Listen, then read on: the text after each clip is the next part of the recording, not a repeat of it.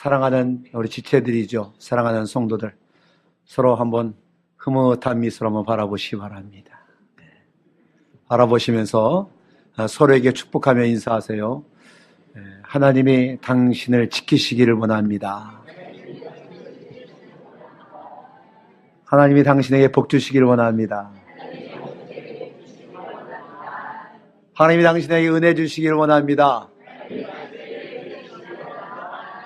하나님이 당신에게 평강 주시기를 원합니다. 네.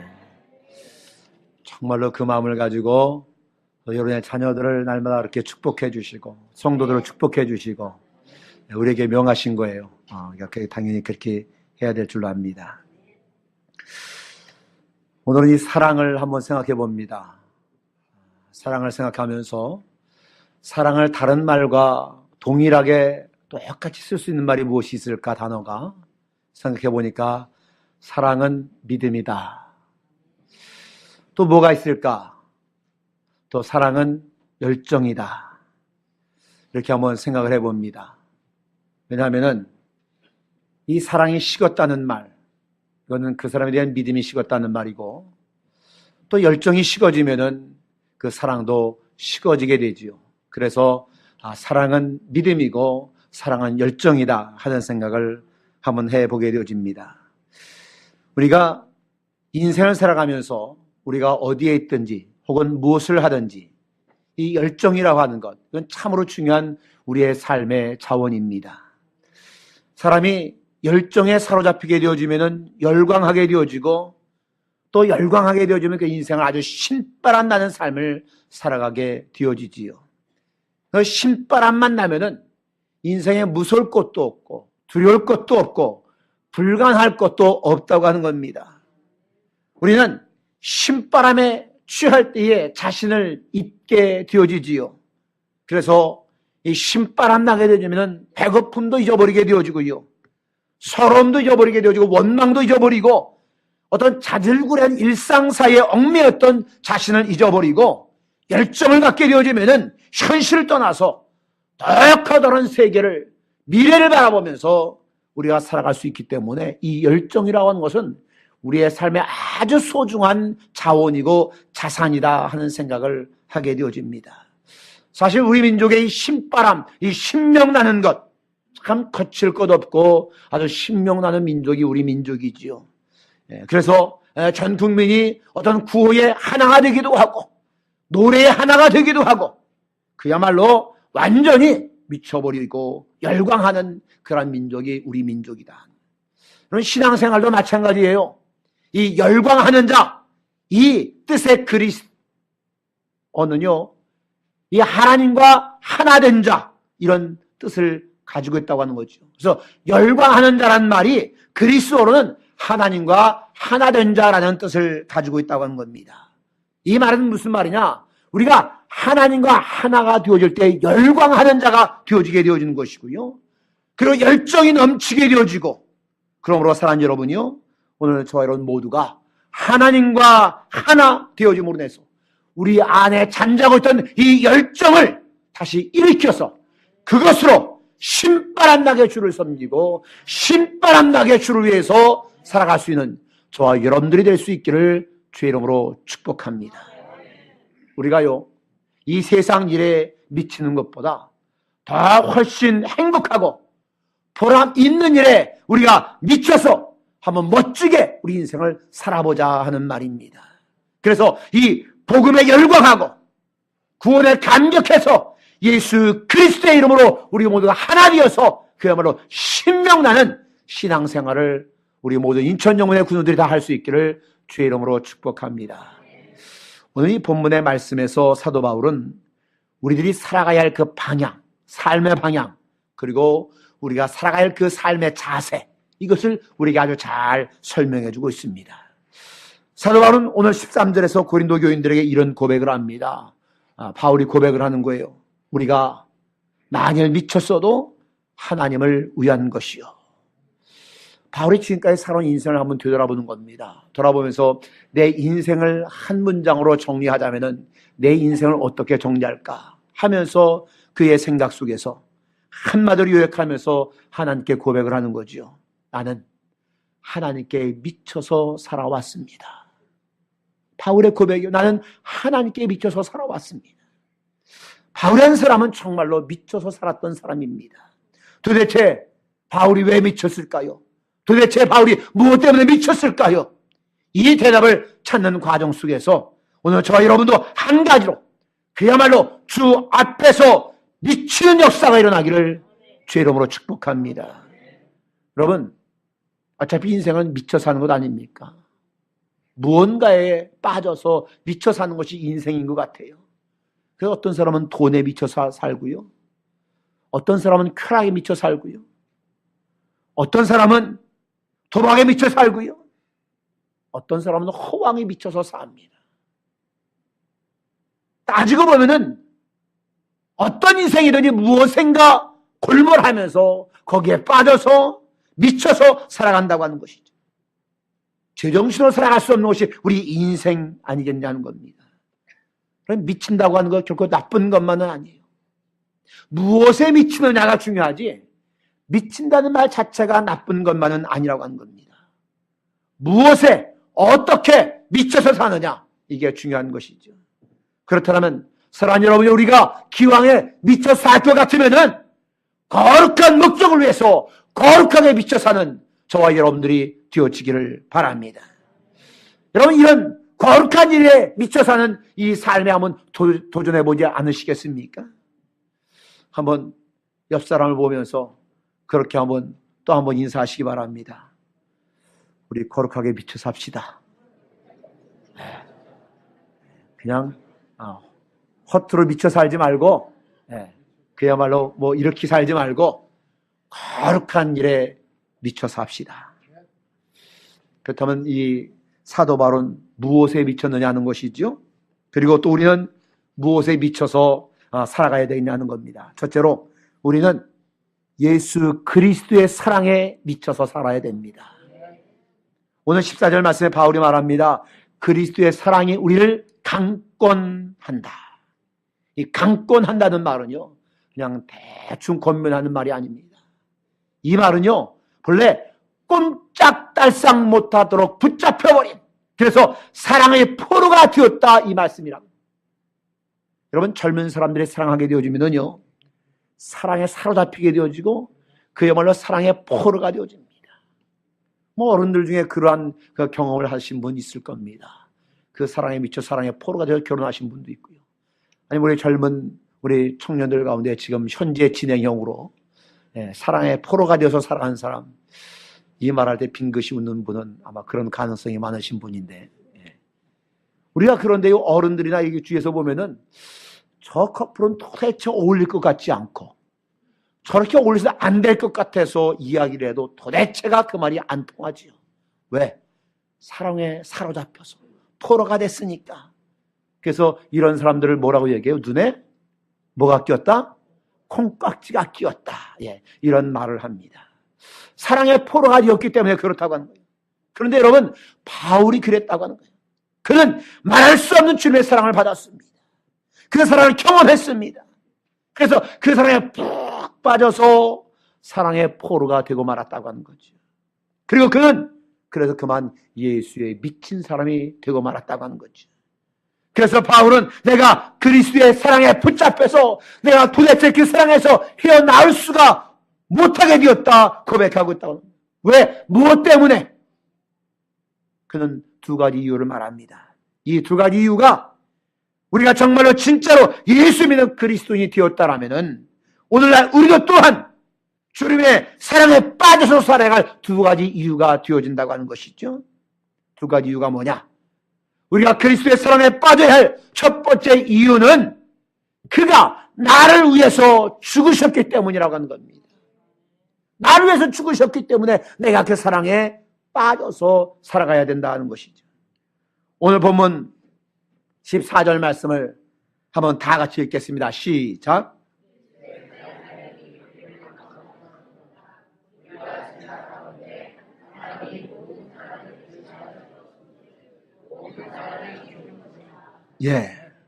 우리가 이 세상에서 경험한 대부분의 사람은요, 이기적인 것에 동기가 있습니다. 여러분, 안 그렇다라고 말할지 몰라도요, 모든 사랑은 이기적인 동기에서 출발한다고 하는 것이죠. 그래서 부부라도 서로를 위해서 죽는 것이 결코 쉽지가 않습니다. 아니, 부모와 자식 간이라도 부모를 위해서 죽는 자식은 거의 없고요. 혹가다 자식을 위해서 죽는 부모 있는데 이것도 또한 흔한 것이 아니라고 하는 거지. 그런데 부모도 아니고 자식도 아니고 같은 동족도 아닌 저 나사렛 예수 그리스도, 이스라엘 땅에 사셨던 그 분이 우리를 위해서, 나를 위해서 죽으셨다고 하는 것. 여러분, 이 사실을 믿으십니까? 그렇다면 나를 위해서 목숨을 던지신 그분과의 사랑에 우리가 빠져야 되지 않겠냐 하는 겁니다. 사랑하는 여러분들이요, 사도 바울이 미쳤던 그리스도의 사랑에 오늘도 우리들도 한번 미쳐볼 수 있기를 바랍니다. 바울이 그리스도의 사랑에 빠져 살았던 두 번째 이유가 뭐냐? 그가 나의 삶의 이유가 되셨기 때문이라고 바울은 고백을 합니다. 그 고백이 바로 15절 말씀입니다. 다 같이 읽겠습니다. 그가 모든 사람을 대신하여 죽으심은 살아있는 자들로 하여금 다시는 그들 자신을 위하여 살지 않고 오직 그를 죽었다가 다시 살아나신 이를 위하여 살게 하려 함이라. 아멘. 여러분, 사도 바울은요, 그리스도는 우리를 위해서 죽으실 뿐만 아니라 바로 나를 위해서 다시 살아나셨다라고. 그리고 그 다시 사신 이유는 다른 것이 아니라 우리와 하여금 이제는 나 자신을 위해 사는 것이 아니라 다시 사신 그분을 위해서 살기 위해서, 그렇게 살게 하기 위해서 주님께서 다시 살아나셨노라고 고백하고 있다고 하는 겁니다. 여러분, 나를 위해 죽으시고 또 나를 위해서 다시 사신 그리스도, 이제는 우리 그리스도인들이 바로 그분이 우리의 삶의 존재의 이유요, 우리의 존재의 목적이요, 내가 살아가는 이유가 되어야 된다는 말씀입니다. 예수 그리스도, 그분만이 바로 내가 살아가는 이유가 되어준다고 하는 것이죠. 그래서 사도 바울은 오직 그분만 위해서 살기로 작정하고 또 그렇게 일평생을 사신 분이 바로 사도 바울이라고 하는 것. 바울은 그래서 자기가 그리스도의 사랑에 미쳤을 뿐만 아니라 두 번째로 그리스도의 사랑을 전하는 일에도 내가 미쳤노라고 고백하고 있습니다. 사랑하는 여러분이요, 그리스도의 사랑을 경험한다고 하는 것은요, 분명히 영광스러운 일입니다. 저는 그래서 우리 인천영문의 모든 성도들이 그리스도의 사랑을 다시 한번 경험할 수 있기를 바랍니다. 그리고 그 사랑을 경험하고 한 걸음 더 나아가서 그리스도의 사랑을 전한 일에 우리 모두가 함께 미칠 수 있기를 주의 이름으로 축복합니다. 바울은요, 우리가 알듯이 아주 좋은 학벌을 가진 사람입니다. 율법의 학문을 가진 사람입니다. 로마의 시민권을 가진 사람입니다. 사회적인 지위도 높은 사람입니다. 한마디로 그 당시에 엘리트 중에 엘리트가 바로 바울이었다고 하는 것이죠. 그 말은 출세가 보장됐다는 말입니다. 그런데 어느 날 그가 예수를 만나게 되어집니다. 예수를 만나서 예수의 사랑에 포로가 되고 나니까 예수께 완전히 미쳐버리고 엘리트로서의 모든 사회적 배경, 튼튼한 배경, 편안하게 출세할 수 있는 그 모든 것 다 버리게 되어져. 그저 예수께 빠져서, 예수께 미쳐서 여기저기 돌아다니면서 선교 여행을 가고 그 가정의 감옥에 갇히기도 하고 수없이 매를 맞기도 하고 때로는 굶주리면서까지 복음을 전한 일에 그가 미쳐 살았다고 하는 것. 바울은 정말 말 그대로 그리스도의 사랑을 증거하는 일에 일평생 미쳐 산 분. 저는 모든 그리스도인들이 정말 그리스도를 알고 그리스도의 사랑을 경험한 사람이라면 마땅히 바울처럼 그리스도의 사랑을 전한 일에 미쳐 살아야 된다고 믿습니다. 왜 그러냐? 그리스도의 사랑을 전한 일에 미쳐 살아야 하는 이유는 그리스도의 사랑만이 사람을 변화시킬 수 있기 때문입니다. 우리 사람들이 가지고 있는 갈망 중에 가장 큰 갈망은 하나는 뭐냐면은 변화에 대한 갈망을 우리 모두가 가지고 있다고 하는 것이죠. 아무도 자기 존재 지금 이들의 모습에 100% 만족하며 사는 사람은 없다고 하는 거지. 그래서 우리가 변화되어 주기를 바라는데 스스로에 대해서 절망하면 절망할수록, 내 한심한 꼬라지를 보면 볼수록, 스스로에게 불만을 가지면 가질수록 우리 속에 변화의 열망은 더욱더 간절하게 되어지고 더욱더 증대하게 되어지고, 그런데 문제는 뭐냐? 이 변화가 결코 쉽지 않다는 겁니다. 아무리 변하려고 해도 이 변화가 쉽지 않다고 합니다. 그런데 바울은 오늘 본문에서 아주 놀라운 소식을 이야기합니다. 그것은 전 인류한테 감격스러운 복음의 소식이라고 하는 겁니다. 그 말씀은 우리가 너무나 잘 아는 바로 17절의 말씀입니다. 다 같이 이 말씀 읽겠습니다. 그런즉 누구든지 그리스도 안에 있으면 새로운 피조물이라, 이전 것은 지나갔으니 보라 새 것이 되었도다. 여러분, 이 말씀의 핵심이 뭡니까? 변할 수 있다, 이것 아니겠습니까? 누구든지 그리스도 안에 있기만 하면은 뭐라고 했어요? 그렇죠, 새로운 피조물. 이전 것은 어떻게 됐다고요? 다 지나가 버렸다고요. 나의 옛 모습, 나의 추악한 것, 다른 것들 다 지나갔고 우리는 새 것이 되었다 선포하고 있습니다. 이게 바로 사도 바울의 신앙 고백이라고 하는 거예요. 사도 바울은 스스로 자기가 이 그리스도의 사랑을 받을 만한 가치가 전혀 없는 존재라고 알았어요. 그는 어떤 사람이었어요? 예수를 핍박하던 사람이었습니다. 스데반 집사를 죽이는데 가장 앞장선 사람이었고요. 그것만으로 부족해서 예루살렘 곳곳을 다니면서 예수 믿는 사람을 색출해내고, 어디 그뿐입니까? 다메섹까지 원정 가서 예수 믿는 사람을 색출해서 감옥에 가게 하고 핍박받게 하고, 이러한 일에는 아주 선두자 역할을 했던 사람이 사도 바울이었다고 하는 거지. 다시 말하면은 예수 믿는 사람들 쪽에서는 아주 징그러운 사람이 사도 바울이고요, 예수 믿는 사람 입장에서는 아주 처천지 원수 같은 사람이 사도 바울이었다고 하는 거예요. 그런데 그 원수 같은 바울을 주님이 찾아오셨다고 하는 거예요. 주님이 직접 다메섹에서 그를 위해서 오셨고, 바울은 다메섹 예수를 만났고, 그 만날 때에 자기가 한없는 하나님의 예수의 사랑을 받은 존재라는 것을 자각하게 되었다고 하는 거죠.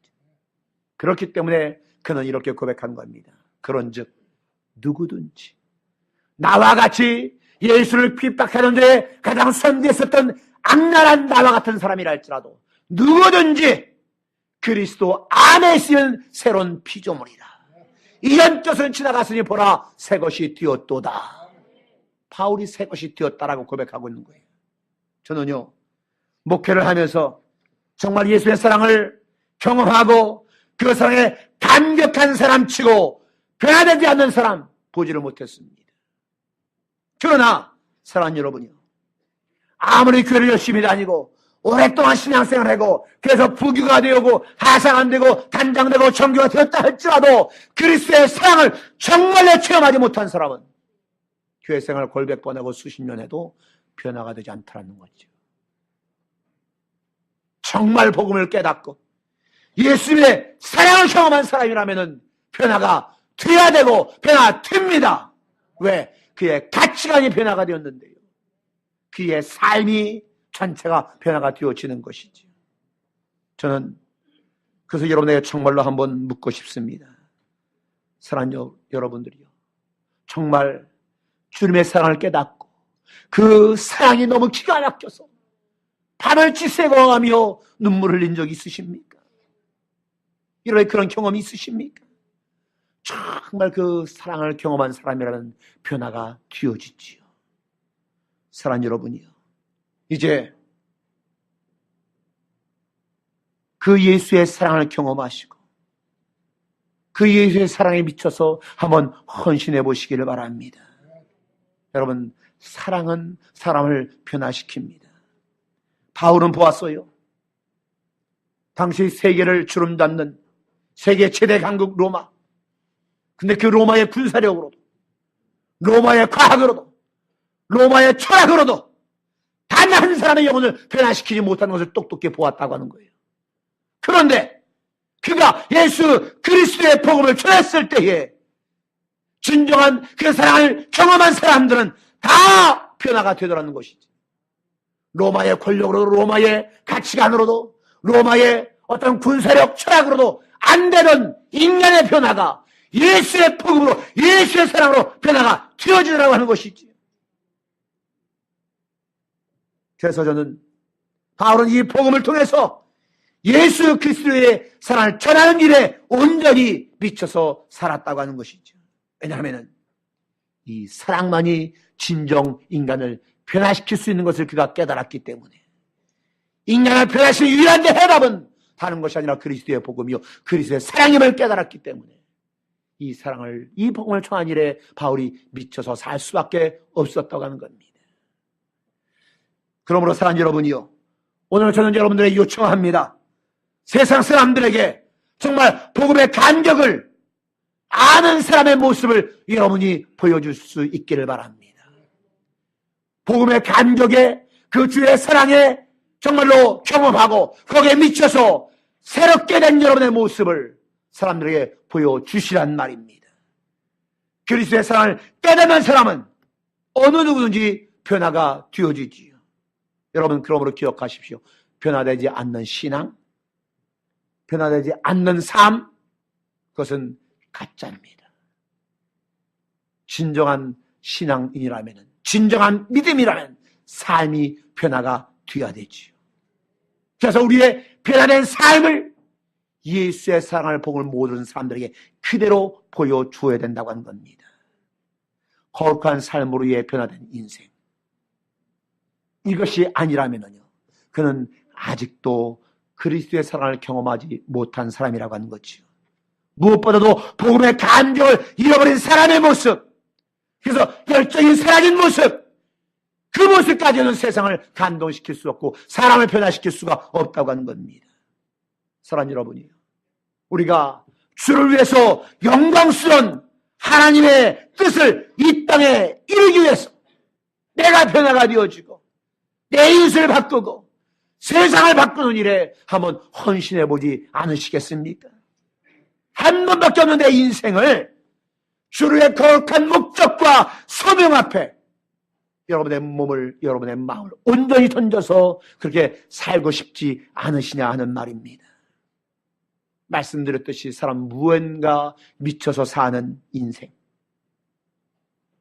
그 어떤 일에 대한 미침과 그 열정이 인생을 보다 신명나게 만들고 행복하게 만든다라면, 이왕 미칠 것 같으면 거룩한 일에 주의 복음과 주의 사랑에 미쳐서 살아갈 수 있기를 주의 이름으로 축복합니다. 한 번뿐인 인생 아닙니까? 다시 되돌려 살아갈 수 없는 인생, 그 인생이라면은 여러분, 그 인생 어떻게 살든 그것은 여러분의 자유입니다. 여러분이 거룩한 일에 미쳐서 세상을 변화시키는 일에 미쳐서 주의 사랑에 미쳐서 살든, 아니면은 세상 찾기에 미쳐서 불나방처럼 이것저것 기웃거리면서 허황된 그런 허비된 인생을 살든, 그것은 여러분의 자유라고 하는 거죠. 그러나 자유지만은 이것 하나만은 기억하시기 바랍니다. 우리 모든 인생은 때가 되면 다 죽게 되어 있는 것, 죽음 이후에는 하나님의 준엄한 심판이 있다고 하는 것, 그 심판대 앞에 설 때에 하나님의 준엄한 심판을 생각하시고 기왕 한 번 살 것 같으면 우리가 거룩한 주님의 일에 우리의 모든 열정을 바쳐서 신명나는 믿음의 생활을 모두 할 수 있기를 주의 이름으로 축복합니다. 기도하겠습니다. 하나님 감사합니다. 우리에게 생명을 허락하신 주님 감사합니다. 그런데 우리의 생명을 구원시키기 위해서 십자가에 죽으시고 또한 우리를 영원한 생명으로 인도하시기 위해서 다시 사신 예수님 감사합니다. 하나님의 주님의 이 한없는 사랑에 감격하고 경험하고 이제는 바울처럼 우리도 예수의 사랑에 미쳐 사는 사람들이 되게 하여 주시옵소서. 그래서 거룩한 주님의 일에 우리의 모든 열정을 바쳐서 신명나는 믿음의 생활을 하는 우리 사랑하는 인천영문의 모든 성도들 되게 하여 주시옵소서. 예수님 이름으로 간절히 기도하옵나이다. 아멘.